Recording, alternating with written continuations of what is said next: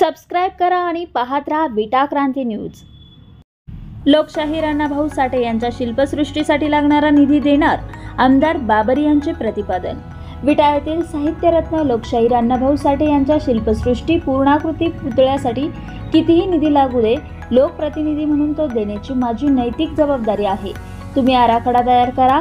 या कामासाठी 40 लाख, 60 लाख अथवा 1 कोटीचा जरी निधी लागला तरी शासनाकडून तो मंजूर करून देणार अशी घोषणा आमदार सुहास बाबर यांनी केली आहे।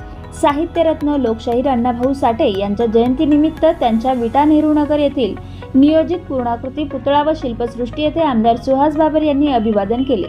ते म्हणाले, लोकशाहीर अण्णाभाऊ साठे यांनी त्यांच्या साहित्याच्या माध्यमातून समाजाला दिशा देण्याचे काम केले।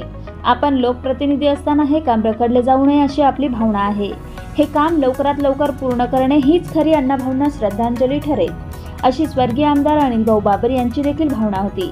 त्या दृष्टीने या स्मारक समितीतील सदस्यांची आपली चर्चा झाली आहे।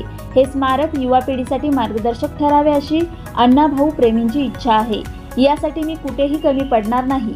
यावेळी अण्णाभाऊ साठे यांना अभिवादन करण्यासाठी जिल्हा मध्यवर्ती बँकेचे संचालक अमोलदादा बाबर, माजी उपनगराध्यक्ष संजय भिंगारदेवे, खरेदी विक्री संघाचे चेअरमन हेमंत बाबर, माजी नगरसेवक अमल शितोळे, भालचंद्र कांबळे, प्रकाश बागल, माजी नगरसेवक शिवाजी हारुगडे, सुरेश पाटील, दिलीप किर्जत, अशोक कदम, प्रवीण साठे, दलित मित्र रामचंद्र भिंगारदेवे, सुभाष मेटकरी, डॉक्टर राजन भिंगारदेवे, पत्रकार संतोष भिंगारदेवे, विठ्ठल भिसे, कैलास भिंगारदेवे, राहुल कांबळे, गजानन भिंगारदेवे आदी मान्यवर उपस्थित होते।